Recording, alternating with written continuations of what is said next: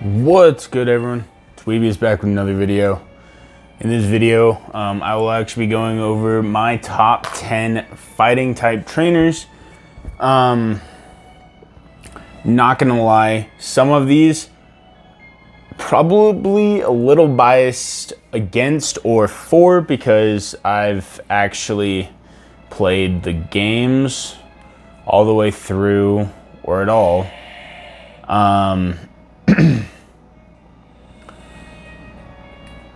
So, first off, you may notice I'm playing Let's Go Eevee, and that's because Gen 1 is the only one to have multiple notable fighting type trainers. One being the Elite Four member, the other one being the former gym leader of Saffron. So I decided to play this. So without further ado, let's get into this, boys. Alright, sitting at number 10, we've got Corina. So unfortunately, Corina basically uses 4 Pokemon throughout her entire career as a gym leader. Which to me is a major turnoff. Even in other games, she just doesn't use enough Pokemon for me to actually give her a positive response. Which makes it really annoying, actually. But again, she's one of the few notable fighting type trainers, so here she is sitting at number 10. Alright, moving on. Sitting at number 9, we've got Koichi or Kyo, however you want to pronounce his name. So Koichi or Kyo is basically the same person. So in the Gen 2 games and its remakes, they introduced someone known as, I believe his name was Koichi. I believe that's the name they used for him. Essentially, he replaced the Karate Master. For those who don't know, the Karate Master is the former gym leader for Saffron before Sabrina took over. He is a fighting type gym.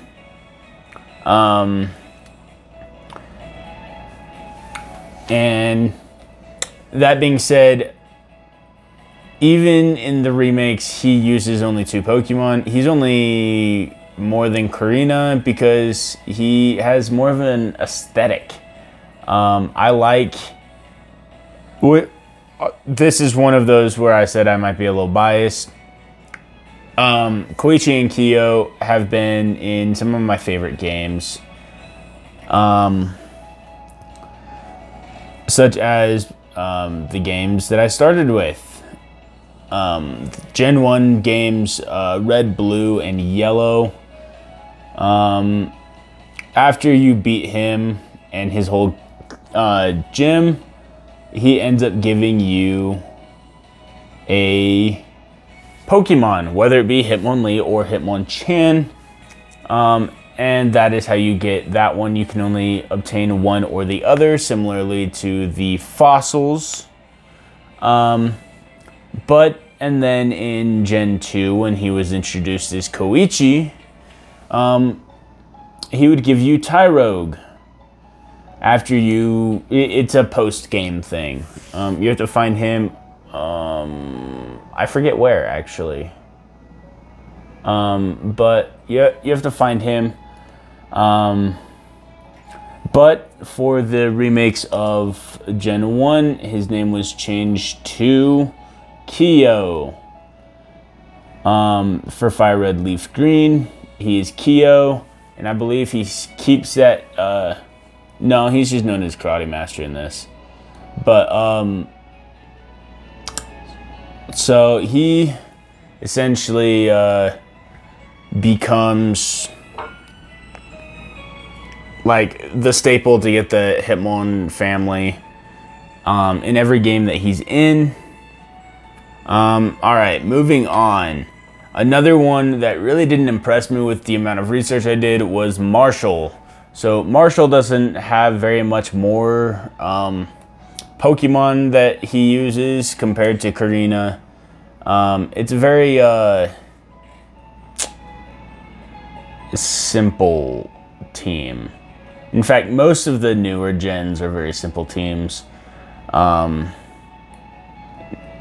And I think that's due in part to the fact that there are more types, but they're wanting to keep it basically streamlined.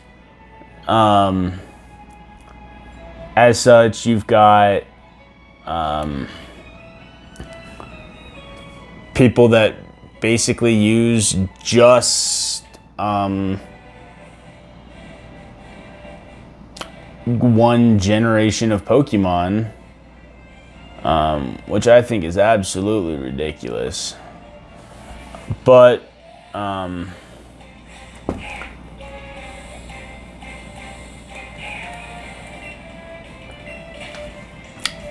he's just one of them. In fact, most of them, I'm going to say essentially the same thing, but their typage and how they ended up approaching it in like rematches and whatnot is how it changes. So Marshall, I believe he doesn't really change a whole lot when compared to the later people. But next on my list is Meilene. Unfortunately, Meilene falls into the same arithmetic. I could probably make better fighting teams than Nintendo could in my sleep, but that's not why I'm making this, to just remake teams. If you want that though, please comment down below. I would love to actually have that challenge. Another one that follows that same arithmetic is Hala from the Gen 8. I think he's 8. No, he's Gen 7. I always keep calling Gen 7 Gen 8 and Gen 8 Gen 9, but that's not how it works. So basically, Hala gets a point though, because I can, if I look at all of his teams, make a full fighting team. Because when you fight him, he ends up having 5 Pokemon, and based on the game you're playing, one Pokemon changes slightly. He'll either have a Machamp or a Primeape, depending on which game you're playing. That being said, he has a lot of just pure fighting types. Pokemon that are just fighting type.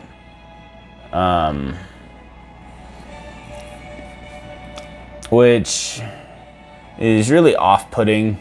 Like, when fighting type was first introduced, yeah, it was understandable. They only had one that had dual typage, Poliwrath. But that being said, the next one is Brawley. Brawley comes from Gen 3. And in terms of the quality of Pokemon, he actually does really impress, especially when you consider the rebattling of the Emerald game, because you could just rebattle all the gym leaders in Emerald, as well as several other trainers, which makes all the gym leaders much better. And then we've got Bruno, which is the Elite Four member from the original games. Unfortunately, when fighting type was first introduced, they only have 5 fighting type Pokemon. Well, fighting type lines. As you can see with mine, I've got a repeat in the line with Machoke and Machamp.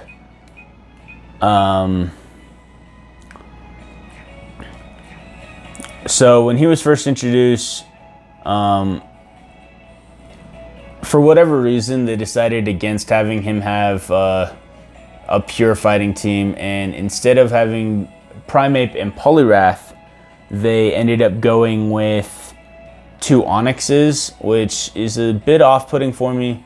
They do make up for it with the remakes, and even in this one, I believe he ends up getting 6 Pokemon in this one when you rebattle him. One of which is Poliwrath. They don't include Primeape. Instead, they take out one of the Onyxes and throw in an Alolan Golem, which again is a little off-putting, but whatever. And then coming in at number 3, we've got Chuck. So Chuck actually impressed me a lot. Because I was going through his stuff. I've played Gen 2 a lot. In fact, that's probably the gen I know the most about. And with Chuck, he just wasn't impressive when he was first introduced.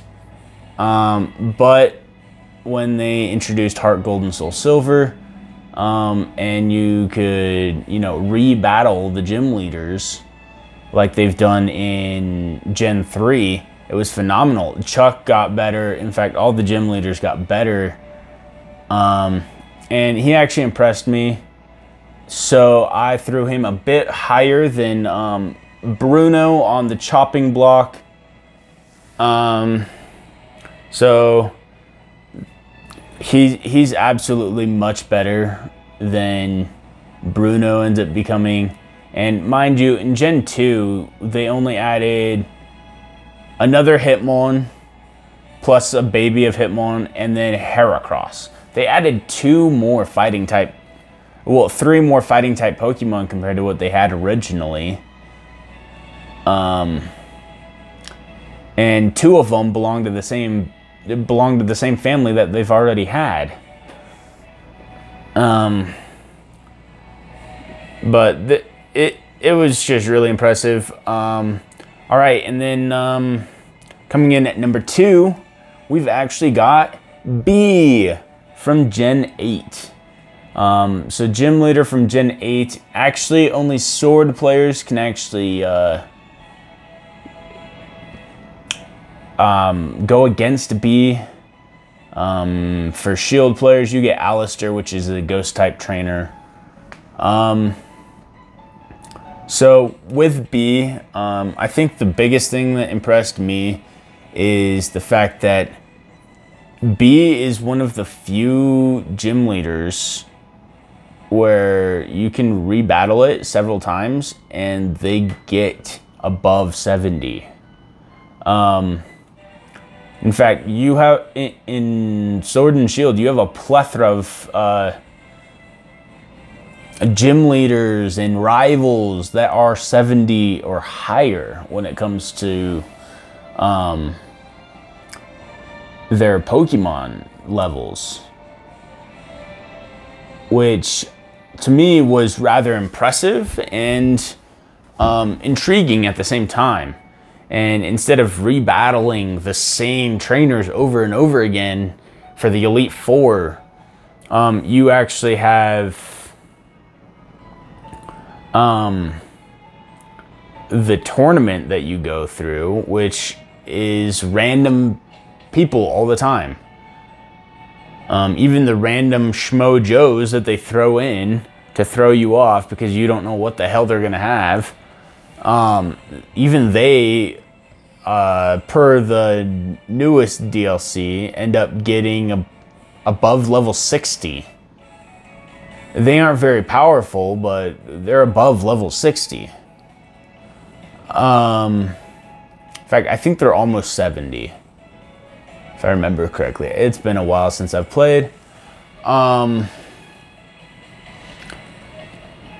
But that's the biggest reason I threw her on here. All right. Now, you guys are probably wondering who the hell I put for my final one. And unfortunately, according to the game, he's actually not even a fighting type trainer anymore. He's a variety trainer, which is a little disappointing. Don't get me wrong. Because half his fucking team is still fighting type. You know who it is. I'm talking about the former fighting type gym leader, the former champion, Mustard. Mustard is an intriguing fellow. He's a very terrifying trainer. He is one of the few trainers. In fact, there's him, and then there's Leon, who actually have Pokemon above level 80. And for this, he was originally a fighting type gym leader 50 years ago. Well, more than 50 years ago, because he held the title of champion for 50 years. More than 50 years ago, he was a gym leader, a fighting type gym leader. And I didn't mean to do that. Whatever. Fuck you too, Eevee. But he fights Opal for the title of champion 50 plus years ago. Becomes champion and is undefeated for 50 years. Then he essentially retires. Trains Leon.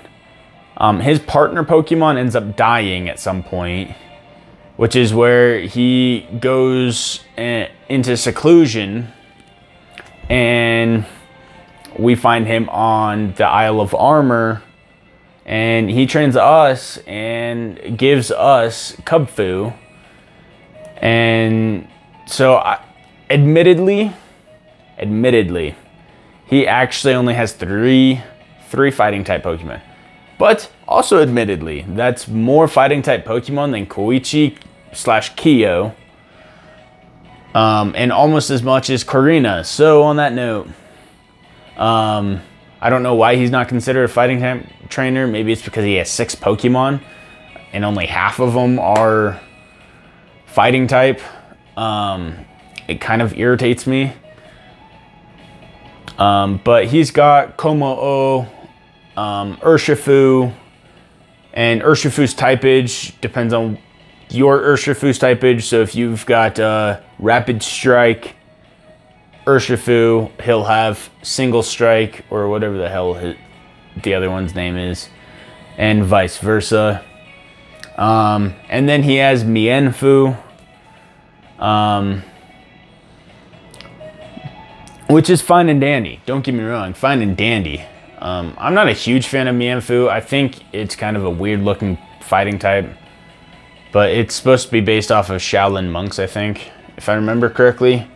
But unfortunately, I think that's about all the time we have for this video. So those are my top 10 fighting type Pokemon. Admittedly, there are only 10 notable fighting type trainers.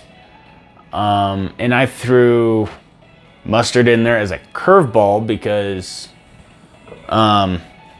Mustard used to be a fighting type trainer, and then he went to using variety. He uses like Luxray, Lycanroc, and I forget his third one, his 6th one, but yeah.